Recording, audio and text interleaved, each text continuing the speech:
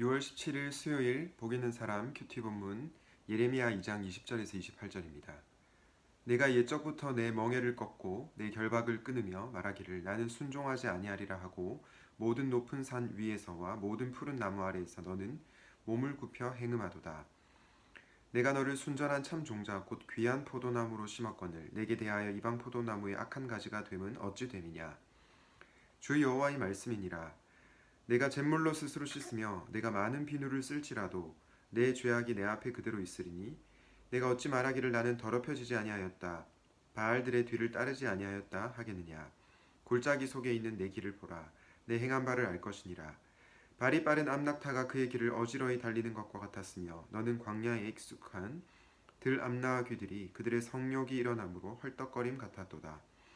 그 발전기에 누가 그것을 막으리요. 그것을 찾는 것들이 수고하지 아니하고 그 발전기에 만나리라. 내가 또 말하기를 내 발을 제어하여 벗은 발이 되게 하지 말며 목을 가라게 하지 말라 하였으나 오직 너는 말하기를 아니라 이는 헛된 말이라. 내가 이방 신들을 사랑하였은즉 그를 따라가겠노라 하도다. 도둑이 붙들리면 수치를 당함같이 이스라엘 집 곧 그들의 왕들과 지도자들과 제사장들과 선지자들이 수치를 당하였느니라. 그들이 나무를 향하여 너는 나의 아버지라 하며 돌을 향하여 너는 나를 낳았다 하고 그들의 등을 내게로 돌리고 그들의 얼굴은 내게로 향하지 아니하다가 그들이 환난을 당할 때에는 이르기를 일어나 우리를 구원하소서 하리라. 너를 위하여 내가 만든 내 신들이 어디 있느냐. 그들이 내가 환난을 당할 때에 구원할 수 있으면 일어날 것이니라. 유다여 너희 신들이 너희 성읍수와 같도다. 아멘. 오늘은 사랑에 빠진 게 죄잖아 라는 제목으로 하나님 말씀을 나누려고 합니다. 얼마 전 유행했던 드라마 부부의 세계 아시죠? 그 드라마에서 한창 유행했던 대사가 있습니다. 바로 남자 주인공이 사랑에 빠진 건 죄가 아니잖아 라고 하는 그런 대사였습니다. 여러분들 아시겠지만 이 대사를 한 남편은 바람을 폈습니다. 바람을 피고 나서 이 아내에게 사랑에 빠진 건 죄가 아니잖아 라고 말을 했습니다. 이 말을 듣는 아내가 얼마나 황당하고 어이가 없었을까요? 이런 모습이 드라마에서만 나타나는 것이 아니고 현실에서도 나타납니다. 2017년도에 유명한 한 영화 감독이 영화 배우와 바람이 났죠. 네, 그런데 그 영화 감독이 한 인터뷰에서 이렇게 얘기했습니다.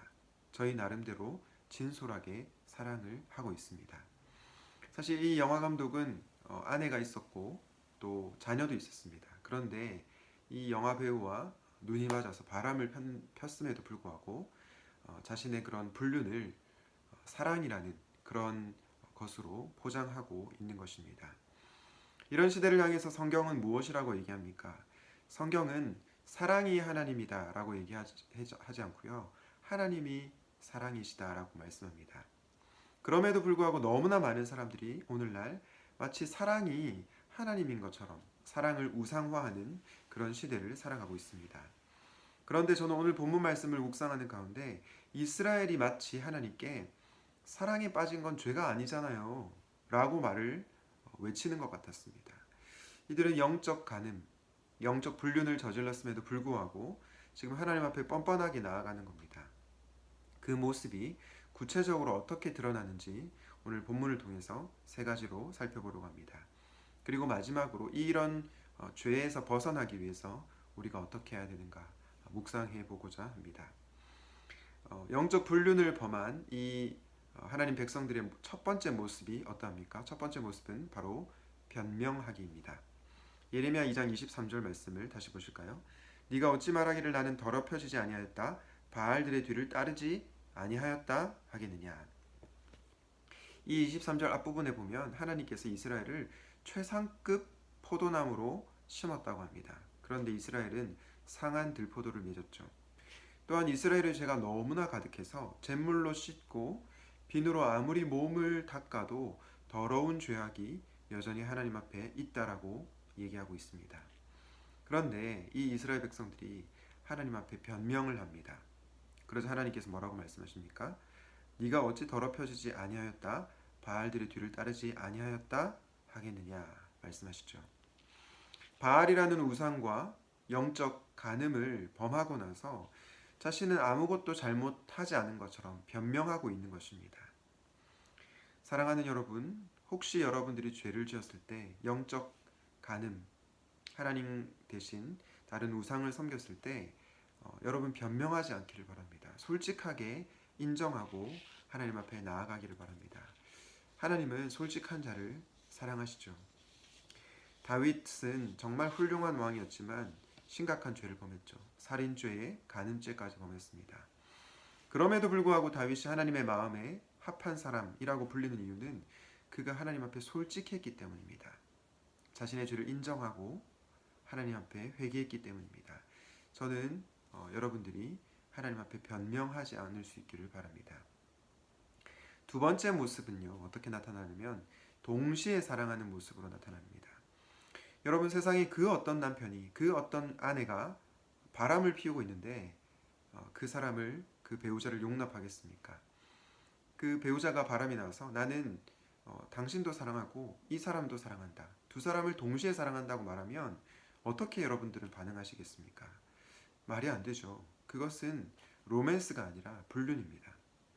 그런데 오늘 하나님의 백성들의 모습이 딱 그랬습니다. 예레미야 2장 25절 말씀해 보니까 그들이 이방 신들을 사랑했다 합니다. 여러분, 이방 신들만 사랑한 것이 아닙니다. 하나님도 사랑하고요, 이방 신들도 사랑하고 동시에 사랑했던 겁니다. 이스라엘 백성들은 하나님을 이전에 사랑했습니다.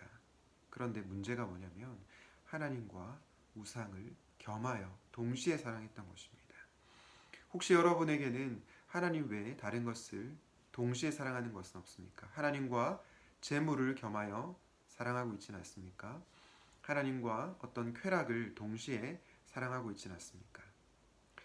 부부의 세계에서 두 사람을 동시에 사랑하는 것은 불가능하듯이 영적 세계에서도 하나님과 세상의 것을 동시에 사랑하는 것은 불가능합니다.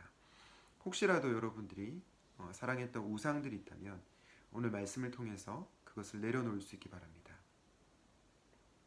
마지막 모습은 필요할 때만 하나님을 찾는 방식으로 나타납니다. 어려울 때만 하나님을 찾는 것이죠. 예레미야 2장 27절 말씀을 다시 한번 볼 텐데요. 하반절에 보니까 그들이 환난을 당할 때는 이르기를 일어나 우리를 구원하소서 하리라 라고 합니다. 이 27절은 우상 숭배를 한 자들이 하나님을 찾고 있는 장면입니다. 당시에 이스라엘 지도자들이 하나님께 등을 돌리고 얼굴을 그분께로 향하지 않았습니다. 그런데 이들이 환난을 당하자 그때서야 하나님을 찾는 것입니다. 자신들을 구원해달라고, 살려달라고 부르짖는 것입니다. 어려울 때만 하나님을 찾는 거죠. 주 안에서 사랑하는 여러분, 필요할 때만 찾는 사랑은 진짜 사랑이 아닙니다. 어려울 때만 찾는 사랑은 진짜 사랑이 아닙니다. 진짜 사랑은 어떠한 상황 가운데서도 하나님을 찾는 것이 진짜 하나님을 향한 사랑입니다. 그런데 이 이스라엘의 지도자들은 그들이 환난을 당할 때만 하나님을 사랑하고 하나님을 찾았던 겁니다. 그래서 28절 마지막 구절에 보니까 하나님께서 네가 스스로 만들어 섬긴 신들이 지금 어디 있느냐? 네 신들이 일어나서 너를 도와주어야 옳지 않겠느냐라고 책망하고 계십니다. 혹시 여러분들은 힘들고 어려울 때만 하나님을 사랑하고 그분을 찾고 있지는 않습니까? 일이 잘 풀릴 때, 나에게 어떠한 어려움이 없을 때는 하나님보다 세상 것을 더 사랑하다가 어려워질 때만 하나님 앞으로 나아가진 않습니까? 저는 여러분들이 필요할 때만, 어려울 때만 하나님을 찾는 것이 아니라 항상 하나님을 찾을 수 있기를 바랍니다. 우리는 오늘 본문 말씀을 통해서 영적 불륜을 범한 하나님 백성의 세 가지 특징에 대해서 살펴봤습니다. 첫 번째는 변명하기, 두 번째는 동시에 사랑하기, 마지막은 세 번째는 필요할 때 사랑하기입니다. 이런 모습은 여러분 로맨스가 아니라 영적 불륜입니다. 그렇다면 우리는 이 영적 불륜, 영적 간음의 죄를 어떻게 벗어날 수 있을까요? 바로 처음 사랑을 기억하고 돌이켜야 합니다. 어제 큐티 본문인 예레미야 2장 2절 말씀을 새번역 성경으로 읽으면 이렇게 번역합니다. 네가 젊은 시절에 얼마나 나에게 성실하였는지, 네가 신부 시절에 얼마나 나를 사랑하였는지를 기억하고 있다. 하나님의 백성들이 초기에는 하나님을 정말 사랑하고 성실했던 거죠. 그런데 시간이 지나면서 변명하게 되고요. 동시에 사랑하게 되고 필요할 때만 하나님을 찾게 되었습니다. 이런 모습을 우리가 뛰어넘기 위해서, 벗어나기 위해서 우리는 주님과의 처음 사랑을 기억하고 주님께로 돌이켜야 합니다. 여러분 혹시 세례를 받으셨습니까? 세례를 다 받으셨다면 아마도 세례 문답하실 때 이런 질문을 듣고 또 여러분들이 오른쪽 손을 들고 네라고 대답을 했을 겁니다. 저희 교단 세례 문답에 보면 이런 질문이 있습니다. 여러분은 지금 성령의 은혜만을 의지하고 예수님을 쫓는 자가 되어 모든 죄를 버리고 그의 가르침과 모범을 따라서 살기로 작정합니까? 여러분들이 세례를 받으실 때 다 이 질문 앞에서 오른손을 들고 네, 아멘 이렇게 대답을 했을 것입니다. 여러분 저는 세례가 우리가 주님과의 영적 결혼식을 하는 것과 같다고 생각합니다. 여러분 영적 결혼식인 세례를 한번 떠올려 보십시오. 그리고 주님과의 처음 사랑을 기억하십시오. 나아가 주님께로 돌이킬 수 있기를 바랍니다. 말씀을 정리하겠습니다. 오늘날 시대는 사랑에 빠진 건 죄가 아니잖아 라고 외치는 시대입니다. 그러나 성경은 사랑에 빠진 건 죄라고 분명하게 얘기합니다. 우리는 혼탁한 이 시대의 문화를 따르는 것이 아니라 성경의 가르침을 따라야 할 것입니다. 혹시 여러분들은 영적 불륜을 범했음에도 불구하고 하나님 앞에 변명하고 있지는 않습니까? 하나님과 우상, 하나님과 세상을 동시에 사랑하고 있지는 않습니까? 그리고 환난을 당할 때, 어려울 때만 하나님을 찾고 있지는 않습니까? 그렇다면 다시 한번 우리 주님과의 처음 사랑을 기억할 수 있기 바랍니다. 그리고 주님께로 돌이킬 수 있기를 바랍니다. 오늘 말씀을 기억하고 주님의 거룩한 신부답게 살아가시기를 우리 주님의 이름으로 축원드립니다. 기도하겠습니다. 하나님 아버지, 오늘날 시대는 사랑에 빠진 건 죄가 아니잖아 라고 외치는 시대입니다. 이런 시대적인 가르침과 또 우리 자신의 부패한 본성으로 인하여서 하나님 외에 다른 것을 더 사랑함에도 불구하고 우리는 변명하고 동시에 사랑하며 또한 필요할 때만 하나님을 찾는 그러한 죄인된 모습을 보입니다. 다시 한번 주님과의 처음 사랑을 기억하게 하시고 주님께로 돌이키는 저희들이 되게 하여 주시옵소서. 그리고 앞으로 주님의 거룩한 신부답게 살아가는 저희 모두가 되게 하여 주시옵소서. 거룩하신 예수님의 이름으로 기도드립니다. 아멘.